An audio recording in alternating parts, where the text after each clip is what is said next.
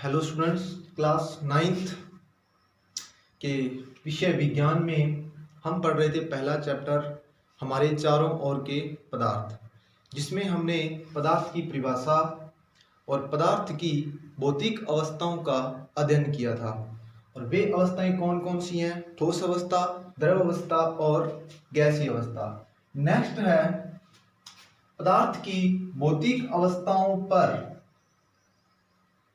ताप, दाब इत्यादि कारकों का क्या प्रभाव पड़ता है। तो पहला पढ़ना है हमें पदार्थ की भौतिक अवस्थाओं पर ताप का प्रभाव। तो सिंपल सी बात है प्यारे बच्चों, पदार्थ की तीन भौतिक अवस्थाएं हैं। ठोस अवस्था, ठोस अवस्था में पदार्थ के जो अवयवी कण हैं जिनसे मिलकर वो बना है वो बहुत क्या होते हैं?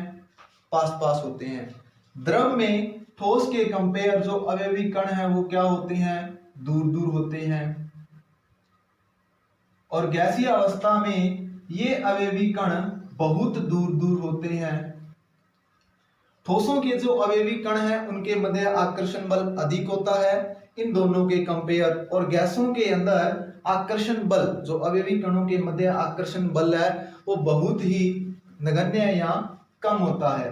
अब हमें पढ़ना है ठोस की अवस्था पर ताप का प्रभाव। तो फर्स्ट ऑफ ऑल तो हम पदार्थ की ठोस अवस्था से स्टार्ट करेंगे। ताप का प्रभाव, कोई भी पदार्थ है वो ठोस अवस्था में है तो उसके अवयवी कण क्या होंगे? पास पास। जैव अवस्था पर जैसे ही हम तापमान को बढ़ाएंगे यानी कि उसे हम ऊष्मा या ऊर्जा देंगे तो ये अवयवी कणों की गतिज ऊर्जा में वृद्धि होगी। गतिज ऊर्जा में क्या होगी? वृद्धि होगी। और वे क्या स्टार्ट कर देंगे? कंपन स्टार्ट कर देंगे। अपने स्थान पर वे क्या करेंगे? कंपन करेंगे।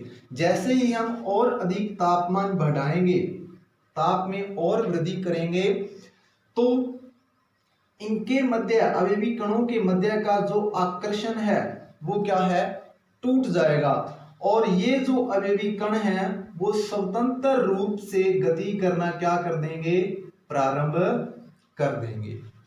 दोबारा समझिए, जैसे ही हम किसी पदार्थ की ठोस अवस्था का तापमान बढ़ाते हैं, उसे ऊष्मा देते हैं, तो उसके अवयवी कण कंपन करने लग जाते हैं, उनकी गतिज ऊर्जा बढ़ जाती है क्योंकि उनकी एनर्जी में क्या हो रही है? बढ़ोतरी हो रही है।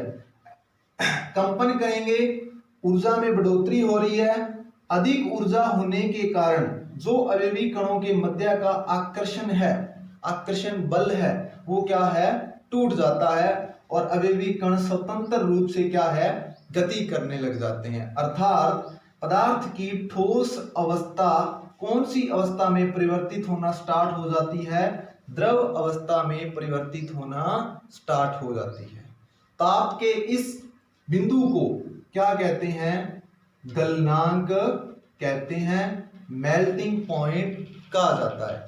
तो गलनांक की क्या परिभाषा बनेगी कि वह ताप जिस पर किसी पदार्थ की ठोस अवस्था द्रव अवस्था में परिवर्तित होना प्रारंभ हो जाए, ताप का वह बिंदु क्या कहलाता है? गलनांक कहलाता है। जब पदार्थ की द्रव अवस्था को और अधिक ताप देंगे तो जो पदार्थ की द्रव अवस्था के जो अवयवी कण हैं उनकी गतिज ऊर्जा में और बढ़ोतरी होगी, उनकी गतिज ऊर्जा और बढ़ेगी और वो एक दूसरे से दूर जाएंगे और पदार्थ की द्रव अवस्था पदार्थ की गैस अवस्था में परिवर्तित होने लग जाएगी। यहां एक परिभाषा बनती है क्वथनांक।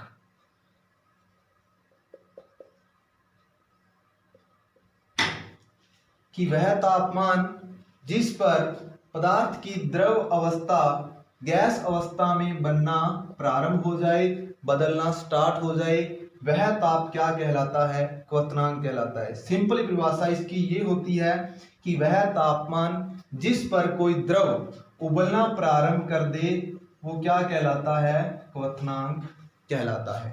इन सभी बातों को अपने जल से समझेंगे। जो पीने वाला जल है वो कौन सी अवस्था में होता है? द्रव अवस्था में।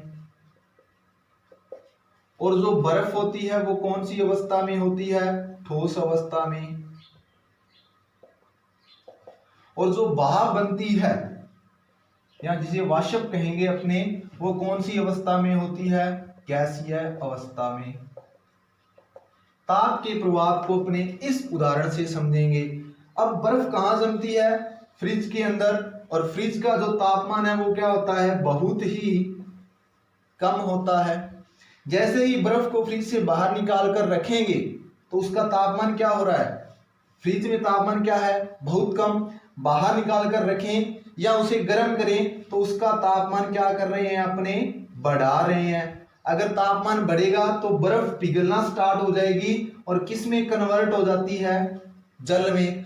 अब अगर आप जल को और अधिक गर्म करते हो तो जल से क्या बनना स्टार्ट हो जाती है? भाप, या जिसे अपने क्या कहते हैं साइंस में? वाष्प। तो वाष्प कौन सी अवस्था में है? गैसीय अवस्था में। तो सिंपल सा उदाहरण है दैनिक डेली लाइफ का कि बर्फ को अगर गर्म करते हैं तो वो जल में बदल जाती है। और जल पदार्थ की कौन सी अवस्था है? द्रव अवस्था। जल को अधिक और गर्म करते हैं तो उससे क्या बनती है? भाप। और भाप उसकी कौन सी अवस्था है? पदार्थ की गैसीय अवस्था। एक बात का अपने को सिंपली ध्यान रखना है और कि बर्फ का जो गलनांक है वो कितना होता है? 0 डिग्री सेंटीग्रेड या 273.15 केल्विन। और जल का जो क्वथनांक है, जल कितने डिग्री टेम्परेचर पर उबलता है? वो होता है 100 डिग्री सेल्सियस या 373 केल्विन।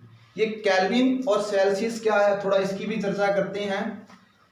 तो ताप को मापने के 3 पैमाने होते हैं मुख्यतः। एक तो होता है फारेनहाइट, डिग्री फारेनहाइट, दूसरा होता है डिग्री सेल्सियस और तीसरा होता है केल्विन।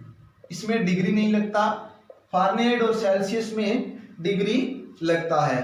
तो फारेनहाइट का ज्यादा अपने यहाँ चर्चा नहीं करेंगे क्योंकि 9 तक अपने 2 ही आते हैं, सेल्सियस और केल्विन। तो इसका संबंध अपने को समझना है कि सेल्सियस और केल्विन में कितना संबंध होता है। तो इतना ध्यान रखना है कि 0 डिग्री सेल्सियस 273.15 केल्विन के बराबर होता है। कहने का मतलब कि जो डिग्री सेल्सियस पैमाना है तापमान का, वो कहां से स्टार्ट होता है? 0 से। और केल्विन का पैमाना कहां से स्टार्ट होता है? 273.15 केल्विन से। अगर अपने को देखा जाए, आपको टेम्परेचर दे दिया जाए 25 डिग्री सेल्सियस को आपको किस में लिखना है? केल्विन में। तो आप क्या करो, 25 डिग्री सेल्सियस में 273 क्या कर दो? ऐड कर दो। क्या कितना बन जाएगा? 298 केल्विन। Thank you.